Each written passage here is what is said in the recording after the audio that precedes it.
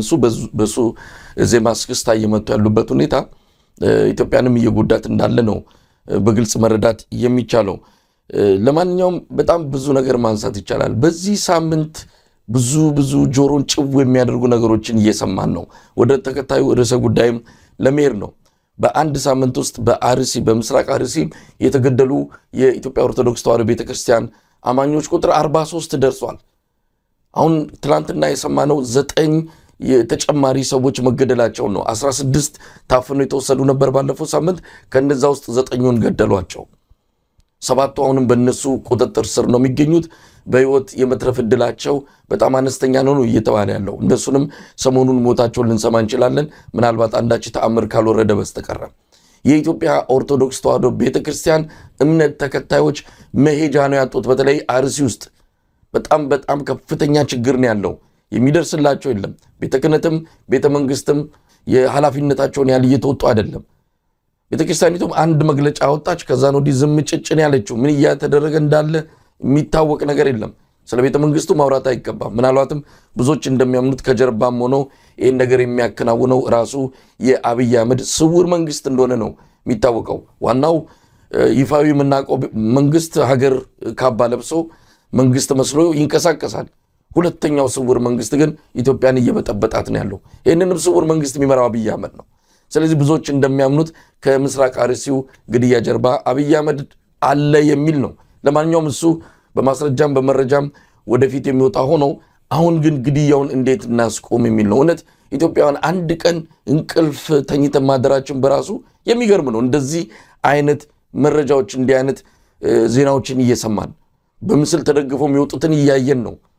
በጣም እረፍት የሚነሳ ነገር ነው እየወጣ ያለው። እውነት ይህን ግድያ እያየን ነው። አሁን ስለ አሰብ የምናወራ አርሲ ላይ ኢትዮጵያውያን መኖር አቅቷቸው ባሌ ላይ ሌሎች አካባቢዎች ሐረርጌ ላይ ሰሞኑን ሲካሄድ እንደነበረው እንዲህ አይነት ለኢትዮጵያውያን ሞት እየተደገሰላቸው በየቦታው በጅምላ በሚቀበሩባት ሀገር ውስጥ ሆነን ስለ ሌላ ወደብና ስለ ባህር በር የምናስብበት ሁኔታ በጣም ያሳዝናል።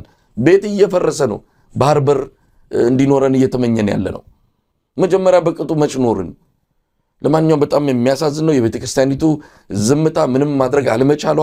ምዕመናኖቿ በዚህ ደረጃ ሲሳደዱ ሲገደሉ በሲቃ መግቢያ መዳረሻ አጥተው ከፍተኛ ጭንቀት ውስጥ ባሉበት በዚህ ወቅት ላይ ከቤተ ክርስቲያኑ አባቶች የምንሰማው ምንም አለመኖሩ እጅግ ስሜትን የሚጎዳ ነው። ነገር ግን ሁሉም ማለት አይቻልም። እንደነ ብፁዕ አቡነ ናትናኤል አይነቱ ደግሞ በድፍረት ወጥተው በቃ ሲሉ እንሰማለን። እውነት ለመናገር ከአባታችን የሰማነው በትንሹ ሊያጽናና የሚችል ነው። ስሜታቸውን መቆጣጠር አቅቷቸው በከፍተኛ እልህና ብስጭት ቁጭት ውስጥ ሆነው የተናገሩት ነገር በእርግጥም አንዳንድ አባቶች አሉ። ሁሉንም አንድ ላይ ከርተውናል ማለትም አንችልም። አንዳንድ መቼም አይጠፉም እንደሳቸው አይነት። ለማንኛውም እስቲ እሳቸው ያሉትን እንስማና ናኤል ናቸው። እውነት ለመናገር ትልቅ መልእክት ነው ያስተላለፉት። ይሄ መልእክት ከቤተ ክርስቲያኒቱ አባቶች አንድ ላይ ቢወጣ ኖሮ፣ የሁሉም አባቶች ድምፅ ቢሆን ኖሮ፣ በሲኖዶሱ ደረጃ እንዲህ አይነት በቃን መሞት ሰለቸን የሚል ድምፅ ቢወጣ ኖሮ እንዴት ማለፊያ ነበረ። ግን አንድ አባት ሆኑ። ሰሞኑንም እንደዚሁ በዚህ ዙሪያ ላይ በሰፊው ስንወያይ ነበረ። አባቶቹ ዝም ያሉት ይባባሳል ብለው ፈርተው ነው። የበለጠ ሰው ይገደላል ብለው ነው። ብንናገር ሰው ያልቃል ብለው እንደሆነ ነገሩን። ይሄ በጣም የሚያሳፍር ምክንያት ነው። ከመናገር ለምን ወደ ኋላ ይላሉ? ገና ለገና ሰው ይሞታል ብለው። ይሄ አልነበረም ከዛ የሚጠበቀው። ለማንኛውም የብፁዕ አቡነ ናትናኤል መልእክት በጣም ትልቅ ነው። ሞትን አለቀን፣ ይበቃናል። ያን ድምፅ በጣም ወሳኝ ነው። ኢትዮጵያዊነት በሀገር ውስጥ ተዋርዷል።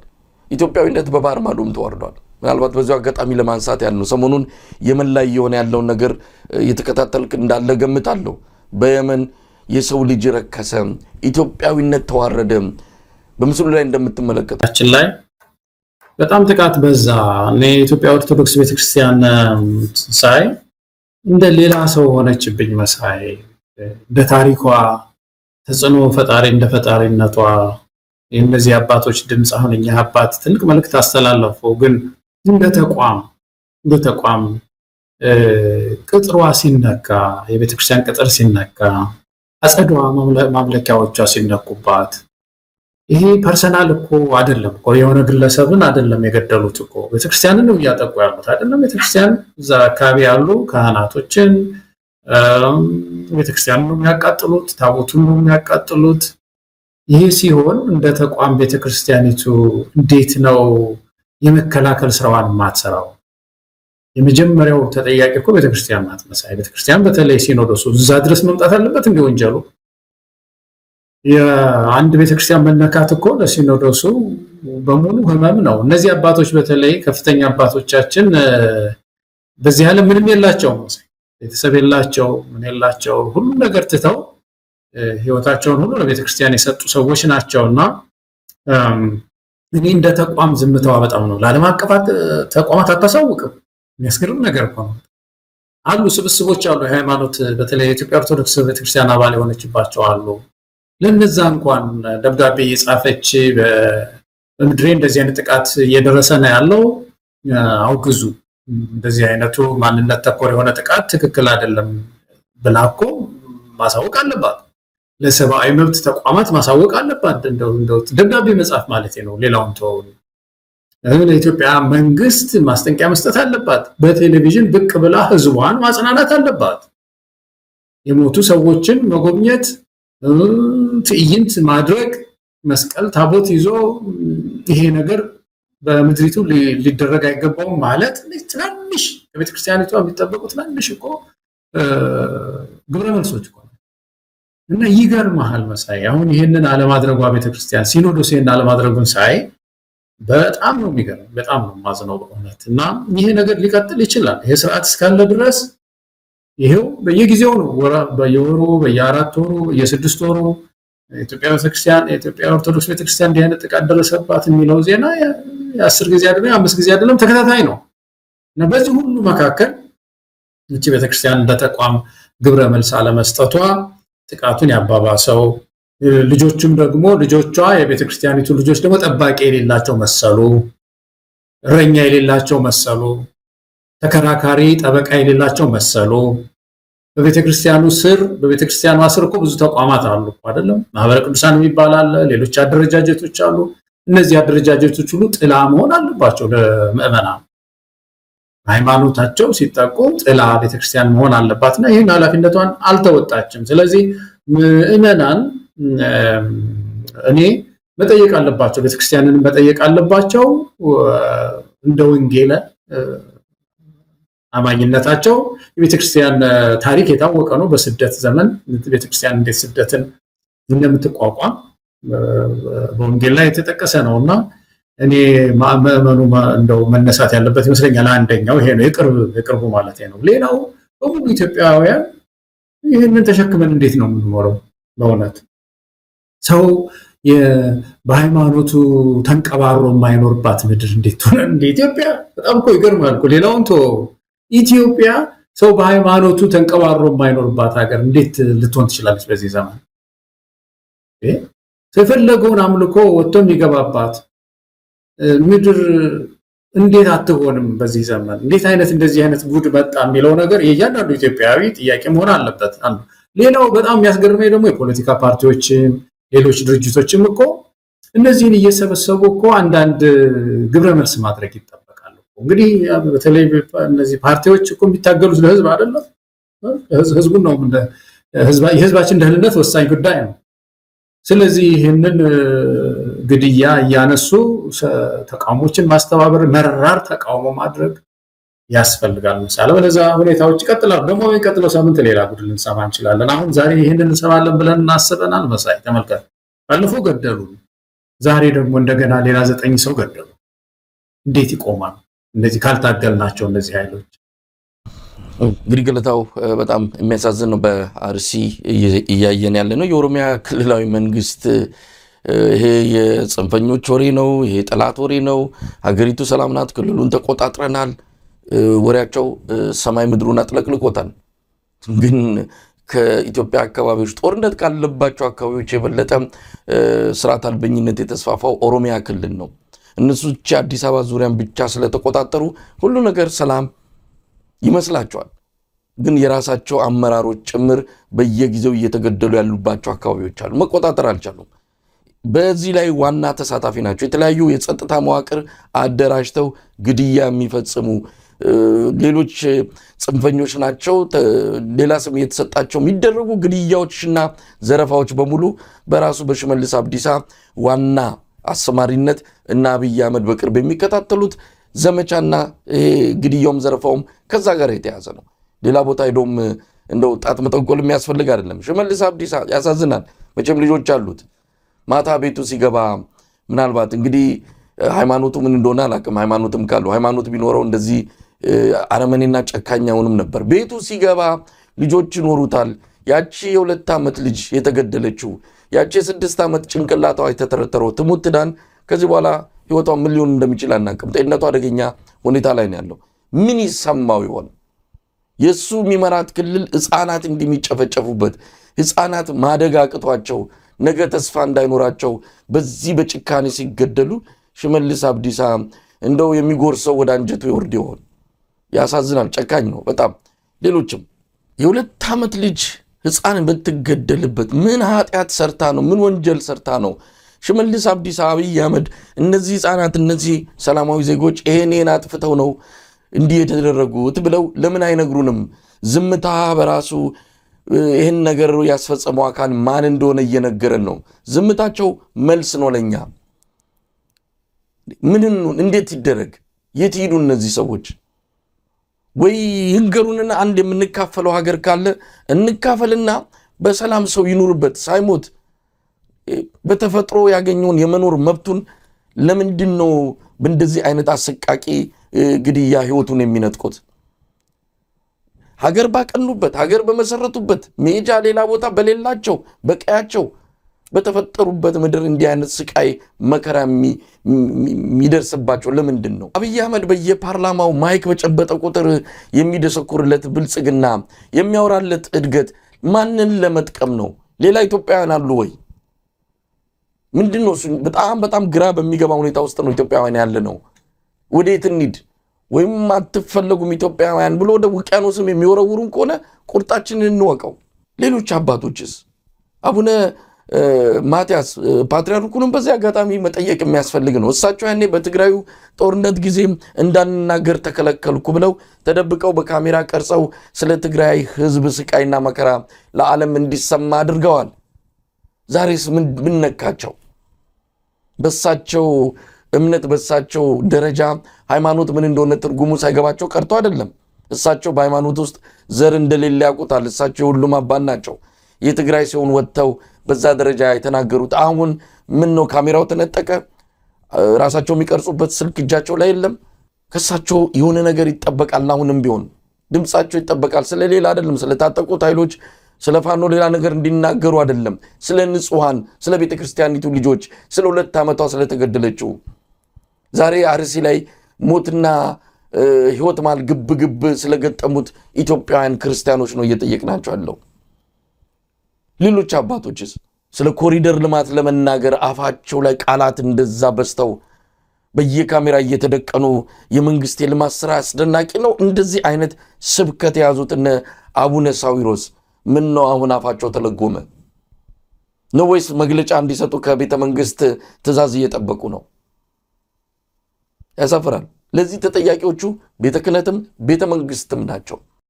የኢትዮጵያ ኦርቶዶክስ ቤተክርስቲያን አባቶች ምዕመናኖቻቸውን እያሸሹ ነው ያሉት። በየቤተክርስቲያኑ ቅሬታዎች ይሰማሉ በጣም እና ይህ ጉዳይ እየቀጠለ ከመጣ ጨርሻውንም ከልጆቻቸው ጋር እየተፋቱ ነው የሚሄዱት።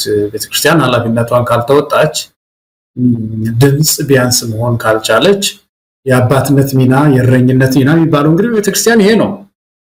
መንጋ መጠበቅ ከክርስቶስ በታች የነሱ ኃላፊነት ነው፣ ከእግዚአብሔር በታች ማለት ነው። ኢትዮጵያን እየፈለስን ያለው የሌለንበት ዓለም ክፍል የለም። አሁን በጣም የሚያሳዝነው የዚህ የመን ያሉት ውጡ ተብለዋል። ውጡ፣ በአስቸኳይ ልቀቁ፣ ከዚህ በኋላ እኛ መጠለያም ልናቆያችሁ አንችልም፣ ምግብም የለም ምንም የለም፣ ልቀቁ ተብለው ከባድ ችግር ላይ ነው ያሉት። በዚህ መካከል አንዳንድ ቦታ ላይ የሚወስዳቸው የለም። ልጆቻችንን ወደ ሀገራችሁ ሂዱ፣ ይታሰሩና አንዳንድ ቦታ ላይ ወደ ሀገራችሁ ሂዱ ሲሉ የሚወስደ የለም ይባላል። እንደው በእውነት እንደው የኢትዮጵያ አየር መንገድስ ቢሆን በእውነት ሀብታችን ነው፣ የኢትዮጵያውያን ሀብት ነው። መቼም ከሰው አይበልጥ ትርፍ የተወሰነ ነገር እየከሰረ ጥቂት ነገርም ቢሆን እየከሰረ እነዚህን መሄጃ ያጡ ወንድሞቻችንን ወደ ሀገራቸው መመለስ የሚፈልጉትን የማምጣት ስራ ቢሰራ ስንት ትንሽ ቢከስር መሳይ ለብዙ አንድ ሰው ይዞ ሄድ የለም። አብይ አህመድን አንድ ሰው ይዞ ብዙ ሀገር ይሄዳል። አንድ ሚኒስትር ብቻውን ይዞ ይሄዳል። ምን አለበት እንደው የተወሰኑ ኪሳራዎች መድቦ በየቦታው ያሉ ታንዛኒያ ውስጥ ኡጋንዳ ውስጥ በየቦታው ታስረው ሂዶ ወደ ሀገራቸው ተብሎ የሚወስዳቸው የለም ሳፈራ የሌላቸው እና ያሳዝናል መሳይ ያሳዝናል፣ በእውነት ያሳዝናል። እና ይሄንን ተሸክሞ መኖር የለበት ወጣቱ ከስደት ይልቅ መታገልናል። የጂኤንዚ የሚባለው ሌላው ወጣት ከመንግስት ጋር ጉሮሮ ለጉሮሮ ለምንድን ነው የተያያዘው? እኔ አይደለሁም የምሰደደው አንተ ተሰደድ ሪዛይን አድርግ። እኔ አልሰደድም በሀገሬ እድሎች ሊሰፉልኝ ይገባል። አንተ ተሰደድ ከፈለግ ውጣ ከቤተ መንግስቱ ውጣ እኮ እያለ ነው ሌላው ሀገር ወጣት የሚታገለው። የኛ ሀገር ወጣት እኔ ትቼ ልሄዳለሁ ይላል መሰለኝ። ውሰደው አንተ መሬቱ የሚያው ነው ምኑ የሚያው ነው የፈለከውን አድርገው አስተዳደሩ ነው የፈለከውን ነው ብን እየጠፋላለሁ የሚል ምርጫ ለምን ይመርጣሉ ወጣቱ? እና ይሄ ትልቅ ጥያቄ በእያንዳንዱ ወጣት ውስጥ ማደር ያለበት ነው። እንደ አንድ ዜጋ ማስበው ይሄንን ነው። ጂኤንዚ በሌላው አካባቢ የተነሳ ይሄ የአዲሱ ትውልድ መደራጀት አንዳንድ መፈክሮችን አንዳንድ ፌስቡክ ላይ ያሉ እንቅስቃሴዎችን እያየን ነው። እነዛ ማበረታታት ሚዲያውም ደግሞ የበለጠ እነዚህ ሊደግፍ የሚገባ ነው የሚሆነው ይመስላል። ገለታው እንግዲህ ለዛሬ ከያዝናቸው ርዕሶችና ቀደም ሲልም በመግቢያችን ላይ አንስተናል የድሬዳዋ ወቅታዊ ሁኔታ ነው። ድሬዳዋን በተመለከተ እንግዲህ ትኩሳቱ እየጨመረ መጥቷል። አብይ አህመድ ባለፈው ሳምንት በፓርላማ ተገኝቶ የተናገረው ነገር ነው እንግዲህ ለዚህ አዲስ ለሚታየው ግርግር መነሻ ምክንያት የሆነው። አብይ አህመድ አንዳንድ ጊዜ እንደሚያደርገውን የሚናገረውም አያቅምም እንዳንል ኋላ ተከትሎ የሚመጡትን ነገሮች ስንመለከት አቅዶ አስልቶ እንደሚሰራ ማረጋገጫ የሚሰጡ ብዙ ማስረጃዎችን ማቅረብ እንችላለን። ስለዚህ አስቦ አቅዶ ነው የተናገረው። ድሬዳዋን ነገ ከነገ ወዲያ ወደ ኦሮሚያ ክልል ለመጠቅለል በእነሱ በኩል ዝግጅቱን መጠናቀቁን ከወዲሁ ወሬውን እንድንለማመድ ያደረገ መሆኑን ምንም ጥርጥር የለውም። ሳስቦ አይደለም የተናገረው። ይህን ነገር ነገ ከነገ ወዲያ እንጠብቅ። እንደውም ብዙዎች ከአዲስ አበባ ከሌሎችም የኦሮሚያ ፖለቲከኞች አይናቸው ያረፈበት ኢላማ ያደረጓቸው አካባቢዎች አሉ። እነሱም ተራ በተራ በቅደም ተከተል እንደዚሁ እየተነገረን ወደ ኦሮሚያ ክልል የሚገቡበት ሁኔታ መምጣቱ አይቀርም። እሱን ወደፊት እንጠብቃለን። ለማንኛውም ያንን ተከትሎ የድሬዳዋውን የኦሮሚያ ክልል ነበረች የሚለውን የአብይ አህመድ የፓርላማ ንግግርን ተከትሎ እንግዲህ በድሬዳዋ አካባቢ ውጥረቱ ነግሷል። ሰሞኑንም ግርግር እንደነበረን የሰማ ነው። ይህንን ለማሳካት ሁል ጊዜ እንደ አንድ ክንፍ ወይም ደግሞ ወታደራዊ አጋር አድርጎ የሚጠቀመው የሸኔ ኃይሎችን ነው። ሸኔ ሁለት አይነት ነው ያለው። አንደኛው በነጃልመሮ የሚመራ ነው፣ የኦሮሞ ነጻነት ሰራዊት በሚል የሚታወቅ ነው። እነሱ ሸኔ ብላችሁ አትጥሩን፣ እኛ ራሳችን ስም አለን ብለው ራሳቸውን ገልጸው የራሳቸውን ትግል እያካሄዱ ነው። ነገር ግን የነ አብይ አህመድ ሸኔ አለ። የኦሮሚያ ብልጽግና የፈለጋቸው አካባቢዎች ካሉ እየተንደረደሩ እየገቡ እዛ ማህበረሰቡን መግደል፣ መዝረፍ፣ ብር ብሎ ከአካባቢው እንዲጠፋ ከዛ እነሱ ሄዱና ይጠቀልሉታል። ይሄ የተለመደ ነው። ጉራጌ ላይ እያደረጉ ነው፣ ሌሎች አካባቢዎችም እያደረጉ ነው። አሁን ወደ ድሬዳዋ መጥቷል። የሸኔ እንቅስቃሴ ታይቶ በማይታወቅበት ድሬዳዋ ሰሞኑን እየታዩ ነው። ይህም ማለት አብይ መጀመሪያ ሸኔን ይልካል፣ ከዛ የራሱ የፖለቲካ አመራሮች ይሄዳሉ። ቀስ እየተባለ የአካባቢ ወደ ኦሮሚያ ክልል ይጠቃልላል። ድሬዳዋ ላይ ይሄ የሆነ ነው። ከዛም ባሻገር ጎን ለጎን የአካባቢውን የኢኮኖሚ በላይነት እየተቆጣጠሩት ይገኛሉ። በአካባቢው የብልጽግና ባለሀብቶች የኦሮሚያ ብልጽግና ባለሀብቶች ከፍተኛ የሆነ ንብረት እያፈሩ ነው። ይዞታዎችን እየተቆጣጠሩ ነው። የኢኮኖሚ በላይነትን እየፈጠሩ ነው። ህንፃዎችን ብዙ ቦታዎችን እያያዙ ነው። በሂደት የኢኮኖሚ በላይነት ወደ ፖለቲካዊ በላይነት ተቀይሮ ከተማውን ወደ ኦሮሚያ ለመጠቅለል ብዙ ነገሮችን እየሰሩ እንዳለ ሰምተናል። ለማንኛውም የሶማሌ ክልል ተወላጆች በጣም ተቆጥተዋል። የሀገር ሽማግሌዎቹ ሰሞኑን በድሬዳዋ ተሰብስበው ጠቅላይ ሚኒስትሩ ይቅርታ ይጠይቅ የሚል መልእክት ነው ያስተላለፉት። ያ ባይሆንና ነገሩን ካልቀለበሳችሁት ለሚፈጠረው ሁሉ ተጠያቂ አይደለንም። የሶማሌ ወጣቶች አመጽ ሊያሰነሱ ተዘጋጅተዋል። ሰሞኑንም የጅቡቲ መስመር ለመቁረጥ የሆነ እንቅስቃሴ ይኖራል ተብሎ ተሰግቷል። ያ የሚሆን ከሆነ በኃላፊነት አንጠየቅም፣ አሁኑኑ ጠቅላይ ሚኒስትሩ ይቅርታ ይጠይቅና ነገሩ መብረድ አለበት የሚል የሶማሌ ሽማግሌዎች መልእክት እያሰሙ ነው። ሌላ አጀንዳ ደግሞ ይዘው መጥተዋል።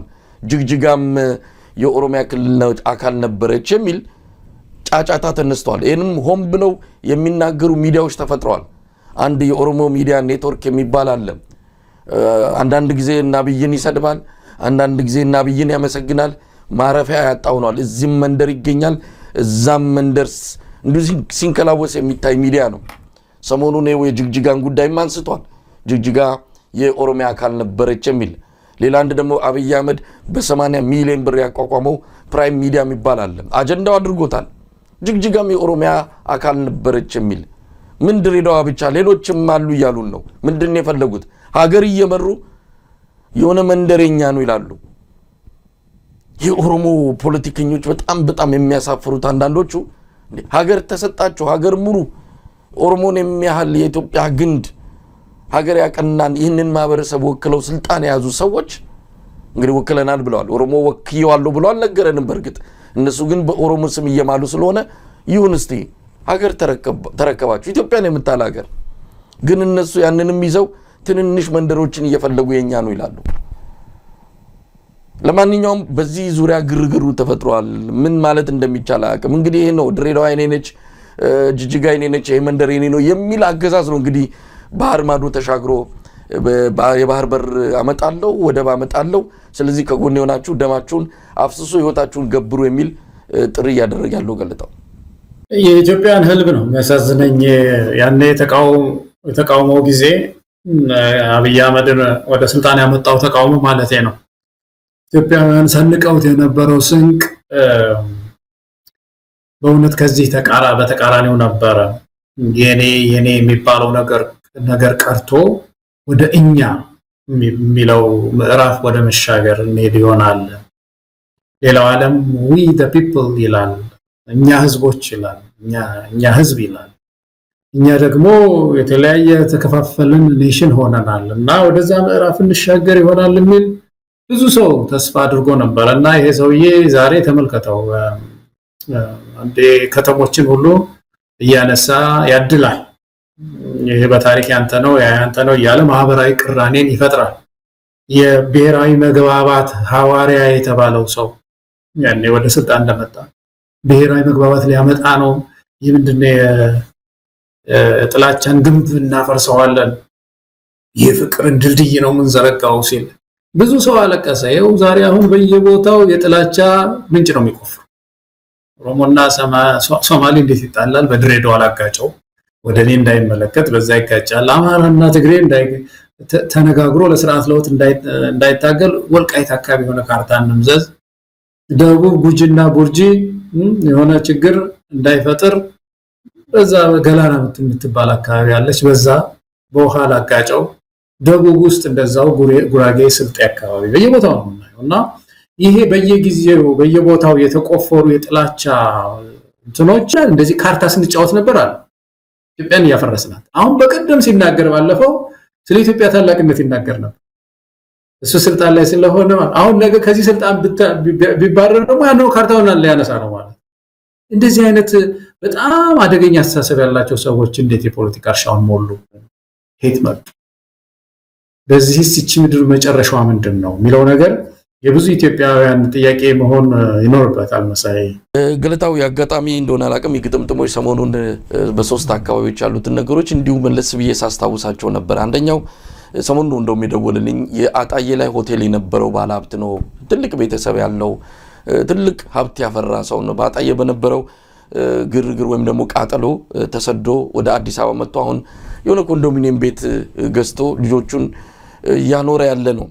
ሌላው እንደዚሁ ከሻሸመኔ እንደዚሁ ትልልቅ ሀብቶች የነበሩት በከፍተኛ ደረጃ ሻሸመኔ ላይ ከሚታወቁ ባለሀብቶች አንዱ የሆነ ግለሰብ ነው። እሱም እንደዚሁ ሻሸመኔ ላይ በነበረው ግርግር ተሰዶ ቤተሰቦቹን ይዞ ንብረቱም ተቃጥሏል። ግን የተረፈችውን እንደው ትንሽ ጥሪት ሳንቲም ይዞ አዲስ አበባ ገብቶ እሱም እንደዛ የሆነ ቤት ገዝቶ አዲስ አበባ እየኖረ ነው ያለው። ምንም ገንዘብ የለም፣ ስራ የለም፣ የሰራውን እየበላ ነው ያለው። እያለቀ እየተመናመነ ነው። ያው ያጣየውም ተመሳሳይ ነው። ከጅማም እንደዚሁ ባለሀብት እነዚህን ሁሉ አነጋግሬያቸዋለሁ። ብዙ እንደዚህ አይነት ምሳሌዎችን መጥቀስ ይቻላል።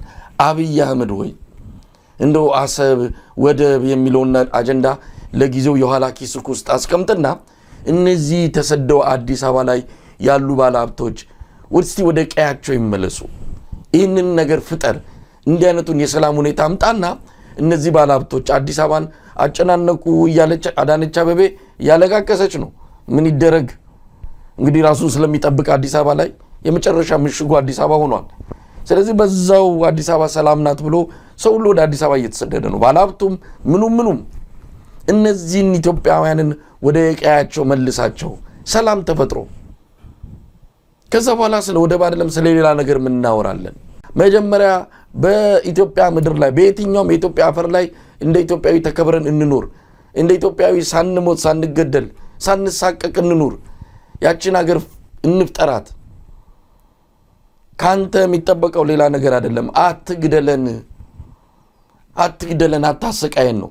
ያንን ከፈጠርክ ከዛ በኋላ የሚመጣው ነገር በጋራ እናደርጋለን ነው። በጣም ትንሿን ነገር ነው የኢትዮጵያ ሕዝብ እየጠየቀ ያለው ሰላም።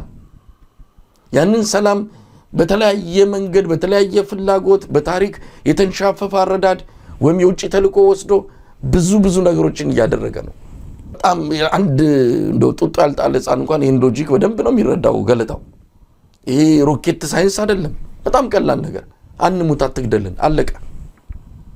በጣም ያሳዝናል። ለማንኛውም ገለታው እየጨረስን ነው የምትለው የመጨረሻ ሀሳብ ካለ? አመሰግናለሁ መሳይ፣ ጥሩ ጊዜ ነበረን። እንደው የዚህ አዲስ አበባ ጉዳይ ስታነሳ ሰሞኑን ደግሞ የአዳነች አቤቤና አብይ አህመድ ምን ሲሉ ነበረ? ህዝብ በዛ፣ አዲስ አበባ ላይ ፍልሰት በዛ እና አዲስ አበባ ተጨነቀች በጣም። አዳነች ብዙ ጊዜ ነው ይሄን ያለችው።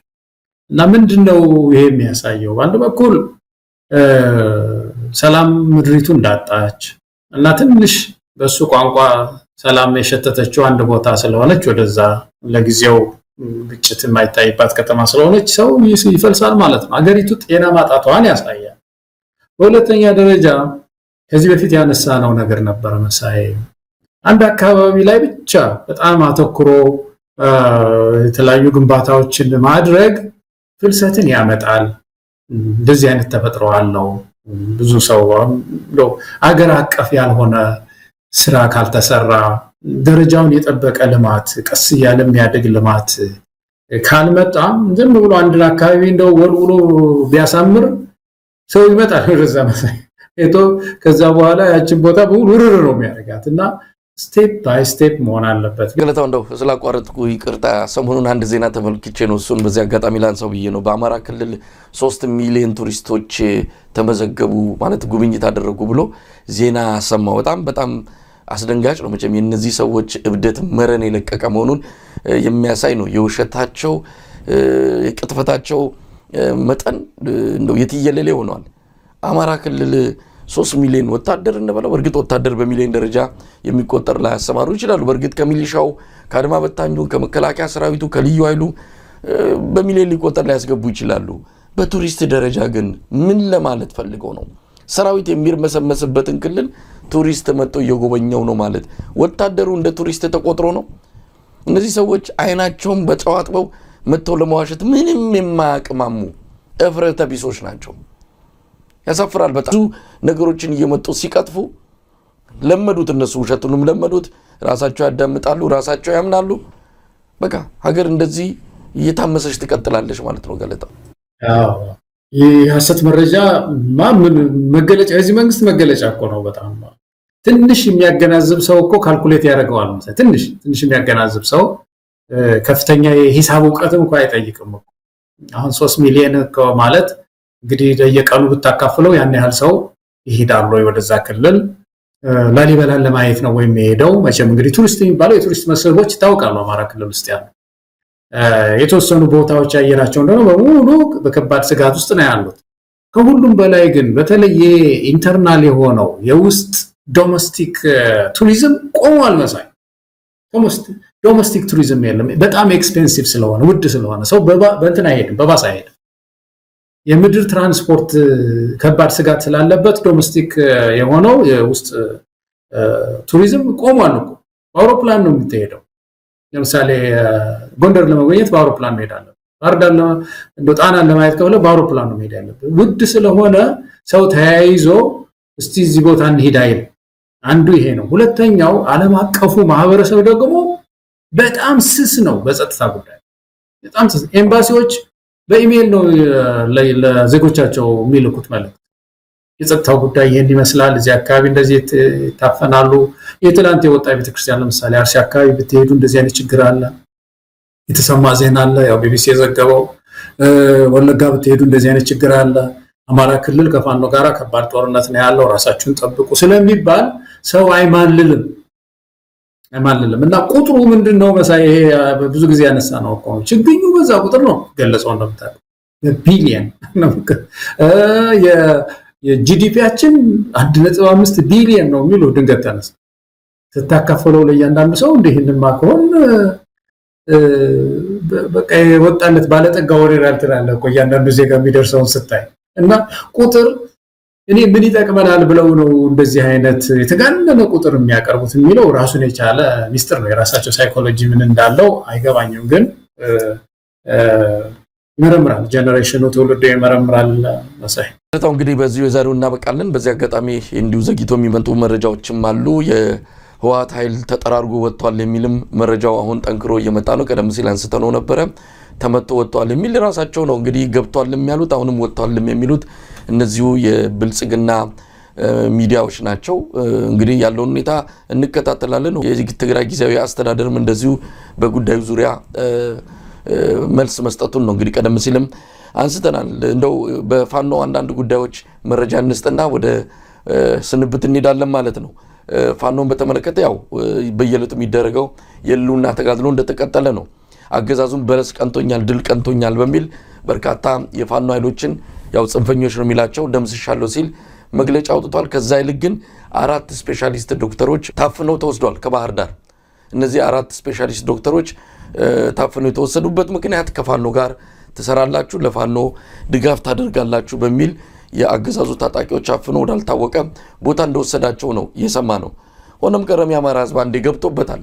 መታፈን መገደል ብርቁ አይደለም፣ አዲሱም አይደለም። ይህንን ለመገላገል ግን ልጆቹ ዋጋ እየከፈሉ ነው ያሉት። ጫካ ገብተዋል፣ ብረት አንስተዋል።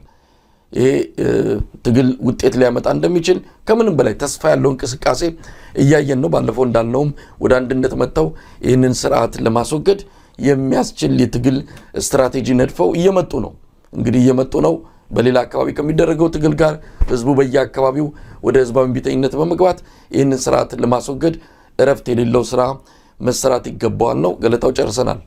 አይ እንደው መሳይ አንድ ነገር ለረጅም ጊዜ ነው ይህን ዜና ከሰማሁት ረጅም ጊዜ ሆኗል። አንብቤዋለሁ። የሆነ አገር ነው አንድ ዶክተር በጣም የታወቀ ዶክተር ነው እና የልብ ስፔሻሊስት ይሁን የኩላሊት እንደዛ ነው የውስጥ እንትን ምንድነው የአካል ክፍል ስፔሻሊስት ነው፣ የታወቀ ነው።